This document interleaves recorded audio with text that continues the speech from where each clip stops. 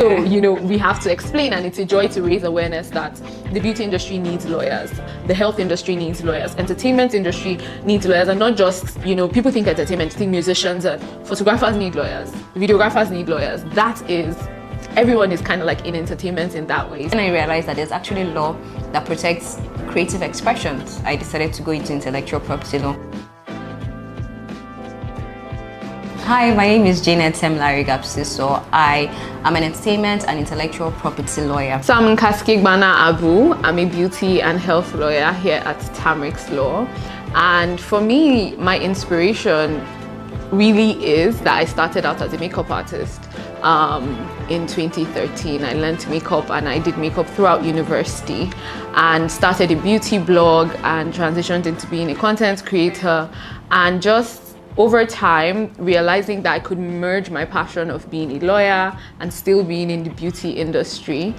So that is where the beauty law part comes in. And for the health law, I took an elective in university that really piqued my interest.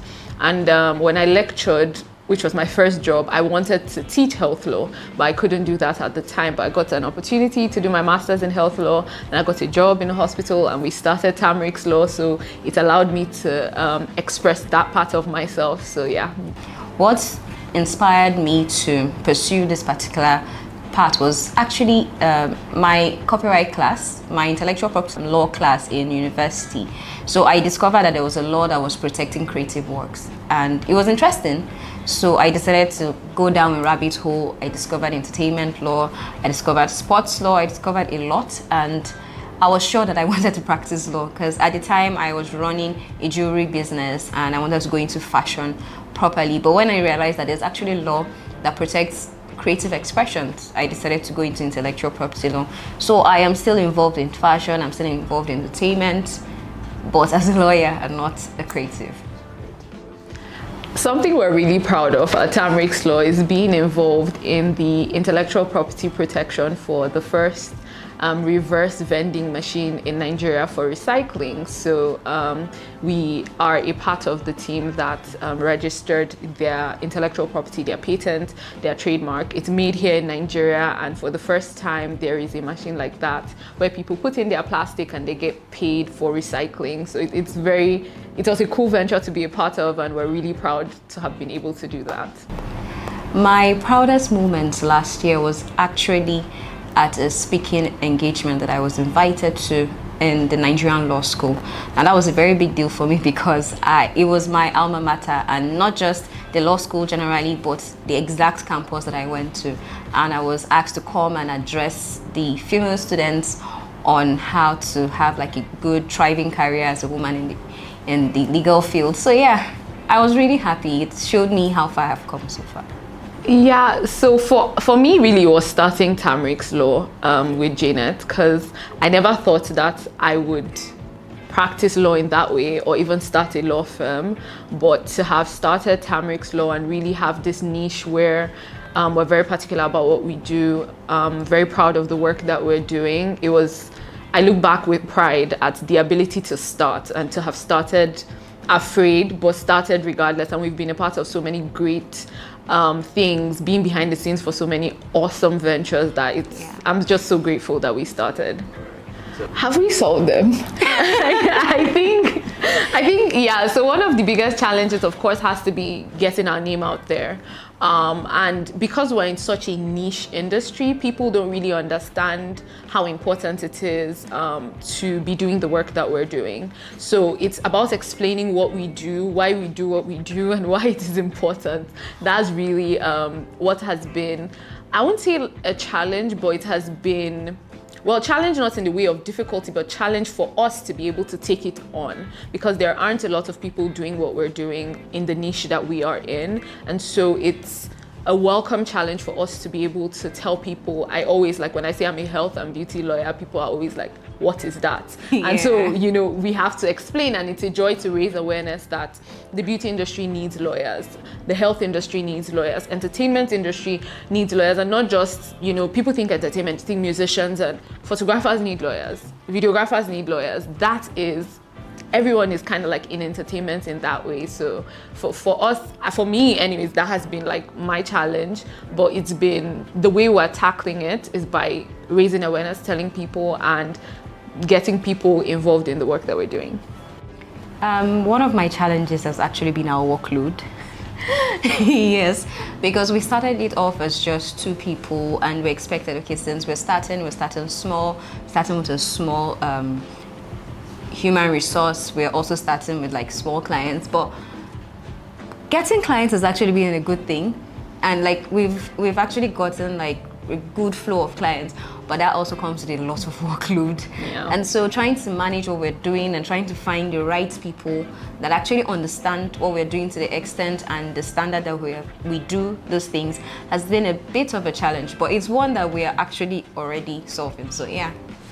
So for me personally, it's getting more qualifications, getting more involved in the health space in a more technical way. So getting more certifications. It might be an additional master's, maybe in more a health related field. So that's something that I hope to be able to do before the end of the year. Another thing is, for Tamarix is to hire someone. We have to hire someone, yeah, because we have a lot of work and we're expecting a lot more work. So to have someone else, a paralegal that would assist with the work that we do, maybe a virtual assistant, maybe someone to handle our content that we create, to educate. We already have, actually, we've kind of employed someone because we have someone who is part of our writing team already. So I guess we kind of hit that already, but a more permanent staff is definitely a goal of ours this year. Actually, in addition to that, we also intend to mentor more people this year. Now, we've been getting requests. Oh my God, we've been getting a lot of requests, especially because of how attractive our areas of law are to fellow lawyers and even students. So this year, we intend to put a structure around mentorship. So we're not just going to get a couple of people and have like one-on-ones, because that can create a lot of burnout for us. So instead, what we're going to do is we're going to create a structure for this year for the people that we mentor, and hopefully we can even get our pool of new employees from there. Yeah. But a big deal is for me to be more active in more networking spaces. So I actually already network a lot, but now I want to network with more professionals and in more spaces. I cannot give a lot of details yet, but yeah, I'll definitely announce them when they come to fruition. She's my accountability partner. Yeah, that's the beauty of having a partner in that Yes. way, that we're able to keep each other on our toes. Quick example, my laptop was down throughout this week. I had to take it for repairs, and there were contracts I had to draft, and I just told her and said, I'm sorry, I can't get to this, and she was able to step up and do that work. So it's, if I had a law firm on my own, I wouldn't be able to do that. Clients would be disappointed, you know. And so it's the beauty of working with someone who understands, who sees the vision, who gets it, and so she's able to take on work that I'm unable to, and I'm able to do the same for her. So we are able to keep each other accountable in that way. But personally, I think also like informing each other of what our personal goals are would go a long way to help, and be like, okay, you said you want to apply for this master's by May. Have you applied? You know, that kind of thing. I think it would help us with our personal goals. Yeah, in our other businesses, we have other partners in other businesses and other ventures that we're working with. So those partners always help keep, I think, me accountable. Yeah, and in addition to that, we're both high achievers actually. So to an extent, knowing that your partner is doing something reminds you that, oh, I have to do this as well. So I'll give an example. Yesterday, she had an interview with an international organization, and I had a webinar with the Nigerian Bar Association. So knowing I can't just wake up and say, oh, I'm feeling tired, so I'm going to cancel, because CK is having an interview somewhere.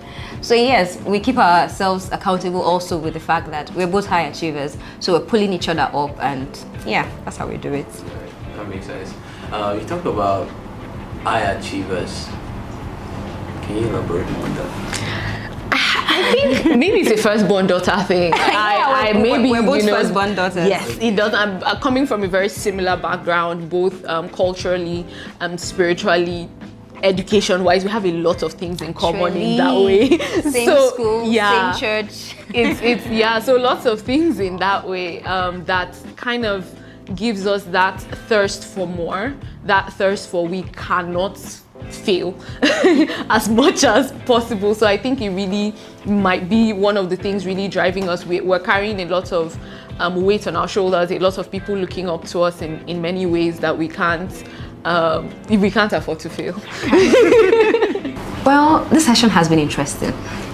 I think I came here with a little bit of stiffness. Okay, you need to do this, you need to take this pose, you need to do this, but I've been laid back from the beginning till now. It hasn't really registered in my head that I went to a photo shoot. Now, the reason being that I've run a business before and I had photo shoots very regularly because I needed to keep physical portfolios of my, or should I say rather a catalog of my products and everything. So I'm always very strict on set. So subconsciously I expected other people to be strict with me. I also have a documentary that I've shot, produced. I know how I am on set. So in my head I was like, okay, Tam, you have to take this very seriously. But so far it has been very laid back and I'm very comfortable. So thank you for that.